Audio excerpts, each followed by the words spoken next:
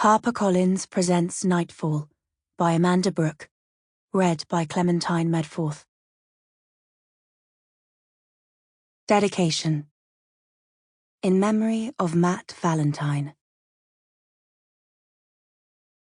Author's note. The setting of my novel is an isolated spot somewhere in North Wales. So isolated, in fact, that it won't appear on any map. Medforth is a product of my imagination, inspired by the stunning Welsh hills and valleys around Eryri National Park and its highest peak, Yr, previously known as Snowdonia and Mount Snowdon. All I can say is that my little Welsh mountain, Medforth, which translates to Child Mountain in English, should not be underestimated. When someone dies, it's natural to wonder if anything could have been done to save them. We know life is precious, and we know it can be precarious too, which is why we go to extraordinary lengths to help someone in peril, even when that someone is a complete stranger. Or that's what we think we do. In truth, some people simply aren't worth saving. Chapter 1. Sue. The party of 5 followed a winding trail through the crowded woodland that hugged the mountainside. Sue had lost her footing more than once, and her suede ankle boots were wet right through, even though it wasn't raining yet. She didn't own a pair of hiking boots, and hadn't thought them necessary, for what was supposed to be a short trek from the pub car park. But as bracken snagged the sleeve of her down-filled jacket, she resisted the temptation to complain. "Are you all right, Nan?" her granddaughter asked. Paige was 10 steps ahead, her dark brown locks tucked into a beanie hat.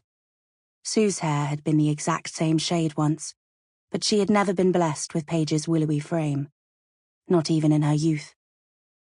Her granddaughter was 18 years old, technically an adult, and from this vantage point, she looked almost as tall as her dad, although that could be because Sue's son-in-law had his head down and his shoulders hunched.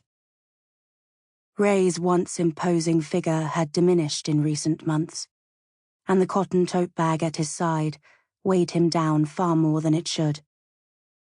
"I thought this was supposed to be a small hill, not a mountain," Sue replied, sounding more like the child than the matriarch. "Compared to some of the peaks around here, this one's a baby," Paige told her. "In fact, Medforth means Child Mountain in Welsh." Sue pulled at the neck of her jacket, inviting the icy wind to cool her down. "So it is a mountain?" "That's just what people call it, Nan." "Officially, it isn't high enough to be classified as a mountain," offered Ray. "Not that we'll be climbing right to the top to find out. I promise, Sue, we haven't got far to go." Refusing to be mollified, Sue struggled on until she became distracted by a white fleck floating across her vision. She checked to see if the feathery filling of her jacket had escaped where the sleeve was torn, but the inner lining remained intact. Her youngest daughter, Izzy, came up alongside her. "Do you want to stop for a rest, Mum?" At 62, Sue might not be as fit as she used to be, and her ankles had a habit of swelling. But if she could manage a 12-hour shift on a hospital ward, she wasn't going to be defeated by a so-called hill. Her huffing and puffing was more of a protest against having to traipse up a mountainside in the middle of nowhere in January. Or at all, for that matter. It had been Paige's idea, and Sue was doing her best to respect a grieving child's wishes. It was just that... "Ignore me," she said, as she glanced to where Izzy's coat strained across her baby bump. "If you can make it, so can I." "She will, even if I have to roll her uphill," said Ollie, who was Sue's newest son-in-law and the expectant father, a situation they were all still getting used to. Izzy's pregnancy, announced on her 30th birthday, had come as a surprise to everyone, Sample complete. Ready to continue?